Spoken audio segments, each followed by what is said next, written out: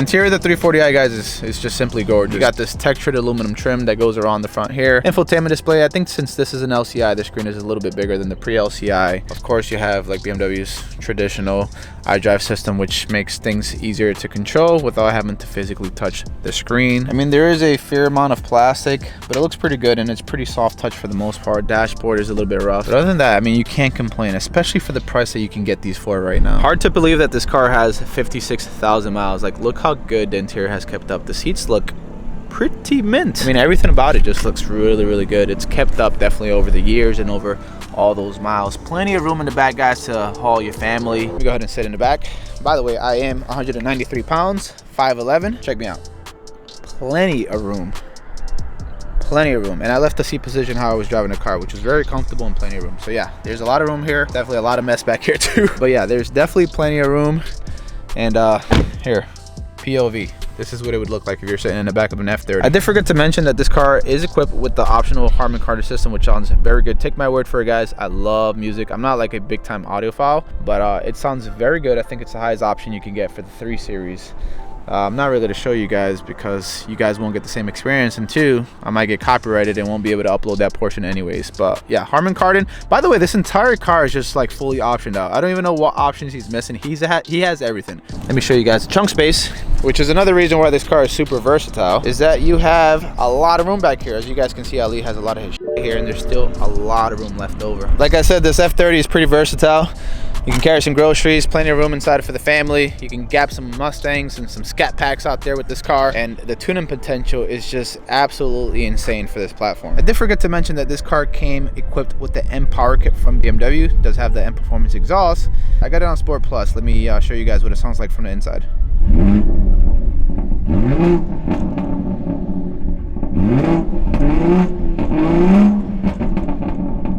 By the way, those burbles that you heard, they're not from MHD. Those are factory tuned burbles that you can't really eliminate for whatever reason.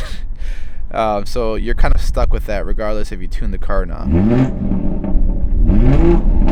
Sounds pretty good. Let's go ahead and close the valves. So we got the car in Eco Pro. Sounds a little bit raspy, but much quieter than Sport Plus. You got like some whispery burbles, which is really weird.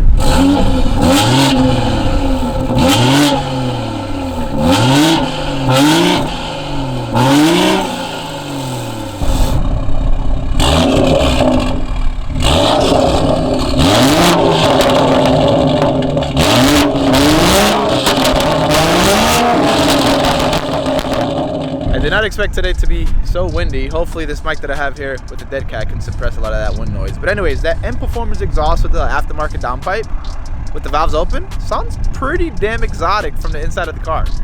Obviously I'm not outside of the car to know what that sounds like, but it sounds pretty aggressive. When you have the exhaust valves closed and it's on eco mode, it sounds pretty bad. It's raspy. I'm not sure if it's because it's being filtered into the muffler or what. I don't know, it just sounds pretty bad. So I'm gonna go ahead and give you guys some, I guess, drive-by clips with the valves open. I'm not even gonna waste my time with the valves closed and see what that sounds like.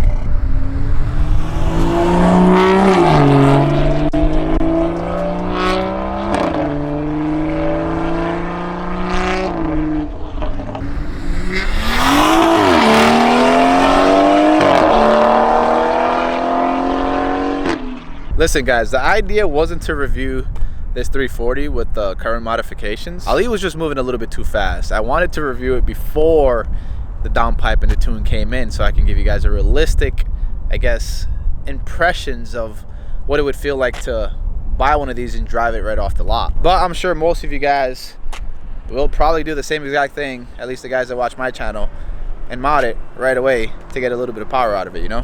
Looks like it's gonna start raining here pretty soon, and I want to get you guys some POV footage. I know you guys really dig it because it feels like you guys are in the car experiencing it for yourself.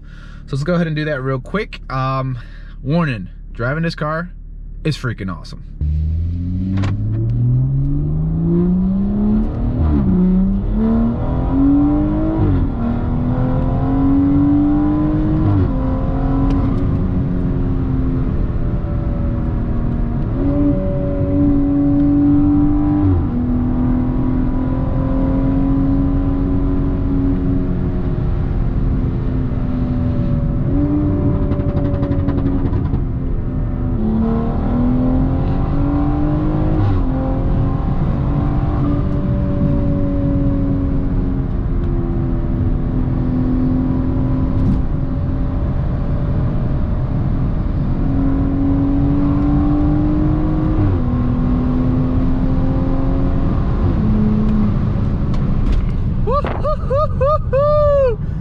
B58, baby.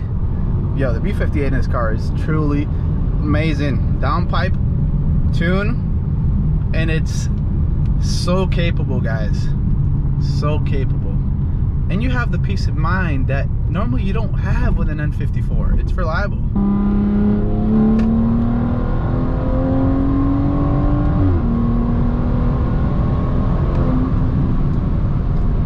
It's so easy reaching 120 miles an hour in this car, just because it's so comfortable and buttery smooth that it doesn't really feel like you're speeding.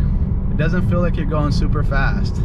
On older BMW cars, there's a significant amount of jerk and I guess movement that you feel inside that feels super raw. I guess that's the only bad thing I have to say about this car, is you don't really feel a lot of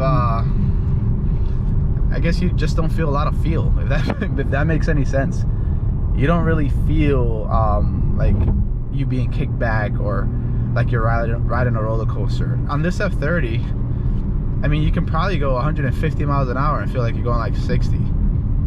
It does such a good job at keeping the ride so comfortable that sometimes it kind of takes you away from the experience of driving it aggressively, if that makes any sense. I'm gonna go ahead and try to do a soft launch here, see how the car feels.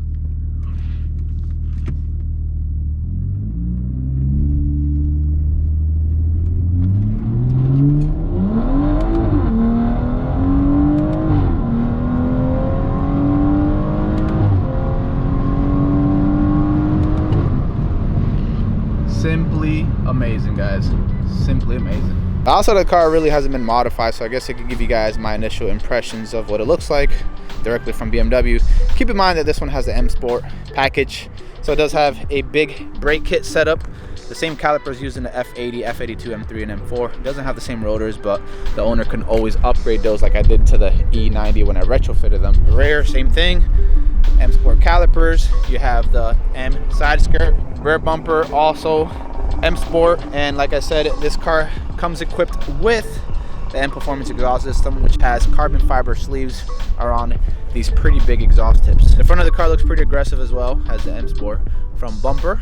The kidney grills look like they've changed quite a bit, but maybe that's an LCI thing. I haven't really done my research on that right there. You have the adaptive LED headlights, which really sharpen up the car's appearance up front. This car also has the M Performance carbon fiber trunk spoiler, which looks very nice, and I think it's aggressive enough. I don't think Ali really needs to replace it or upgrade it. I think I would just leave it just like that. It looks pretty good, and it looks pretty damn aggressive, to be honest. LED tail lights, which I believe they're going to be swapped out pretty soon for the... Well, I guess I can't really say that.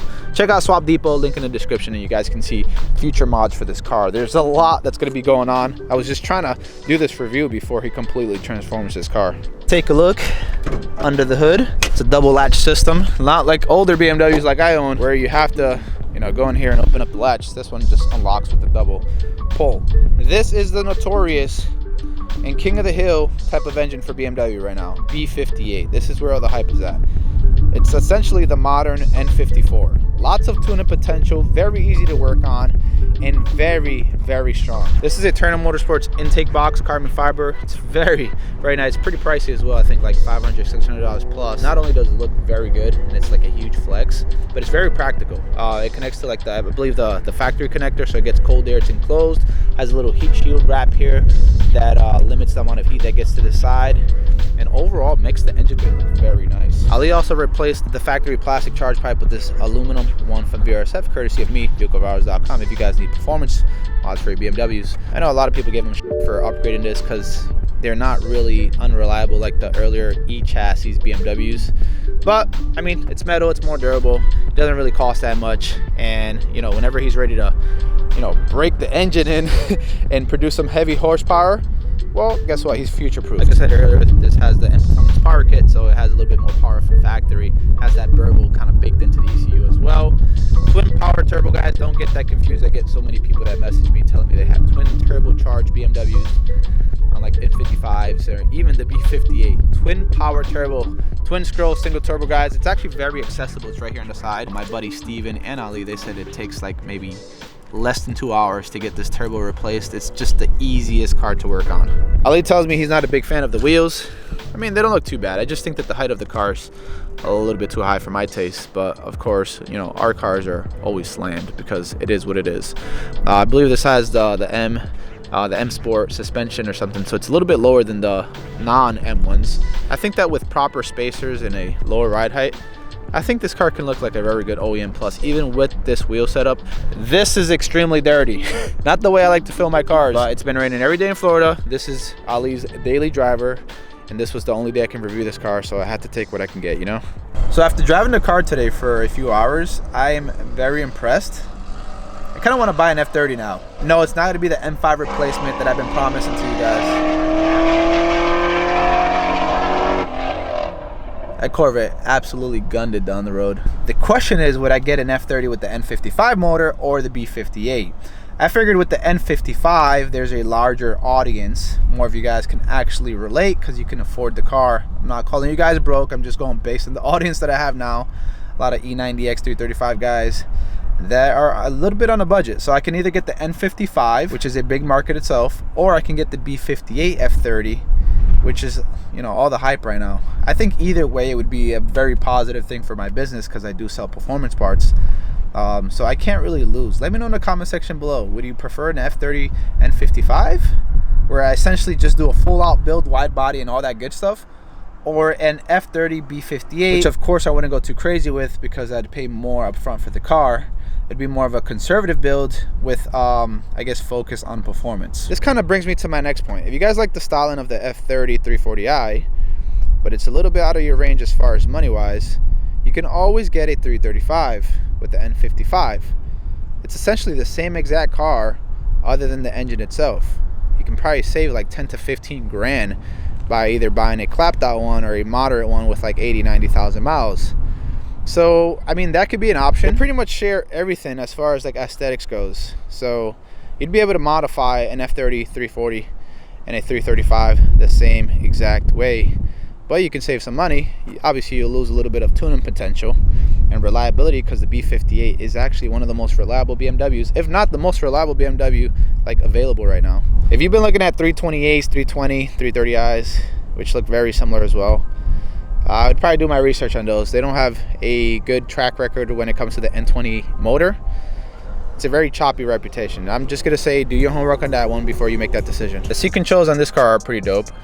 You have multiple way adjustments, including some memory settings here, like most BMWs. But you'll also have bolster settings, so you can hug your body a lot tighter. So when you're going for a spirited drive, you also have lumbar support back here to help you during long rides so your body doesn't get too fatigued. These are the sport seats. They are very nice to look at and super functional. This is very interesting. A 2017 car with a traditional e-brake handle instead of the electronic one.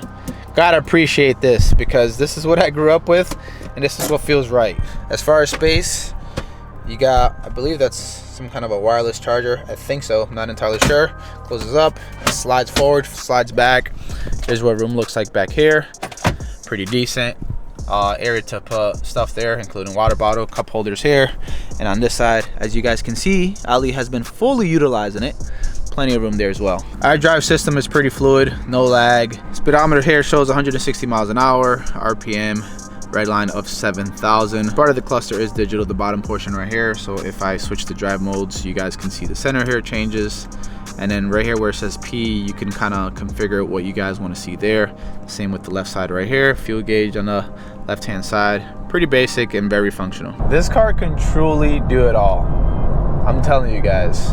It's extremely comfortable. Once you have the drive settings on Comfort or Eco Pro, which I tend to stay away from Eco Pro because that whole start-stop thing gets enabled while you're coming to a stop. Not a big fan of that. But if you keep it on Comfort mode, it's extremely smooth.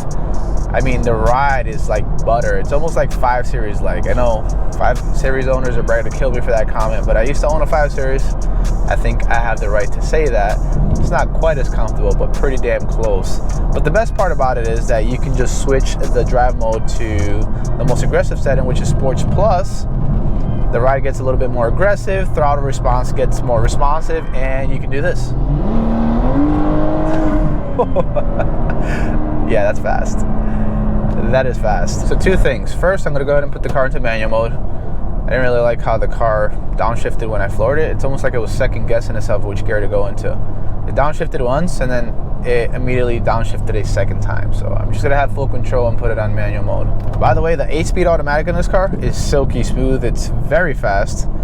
I could only imagine how much faster it can get once you do a transmission tune like XHP. Probably turns into like a DCT almost. But yeah, it's very, very good transmission. All right, so the car's in Sport Plus mode. Traction control off. Let's see what you got.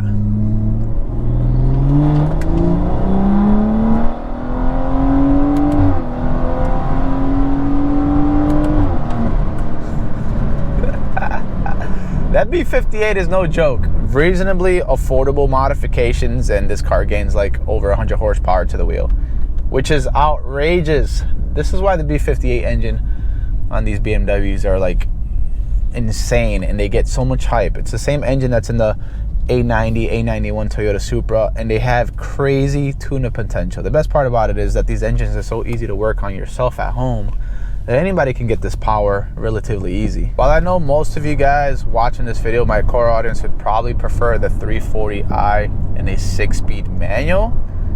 I get it, it's cool. I own a couple of manual BMWs as well. I think the 8-speed automatic is where it's at. It's just a lot more versatile. It's automated when you want it to. You got the shift paddles when you feel like, you know, shifting your own gears. Of course, you don't have the clutch, but that's okay. Maybe it's something with age, you know. As I get older, I tend to appreciate automatic cars and DCT cars a lot more. You also get better fuel economy because you got 8 gears. So if you're cruising on the highway, low RPMs, high gear, I'm telling you, it's just a versatile transmission on these cars, and it's extremely fast, much faster than the 6-speed manuals if that's what you're doing, trying to chase a better time as far as like quarter mile or any kind of like 40 roll or 60 to 130, stuff like that. After spending a day with the 340i, I was impressed. The car can do almost everything. It can be fun, practical, reliable, and there's plenty of aftermarket support for the platform to customize it if that's something that you're into. Decisions. If you guys enjoyed the video, make sure to hit the like button, subscribe for more videos like this, and as always, thanks for watching. Till next time.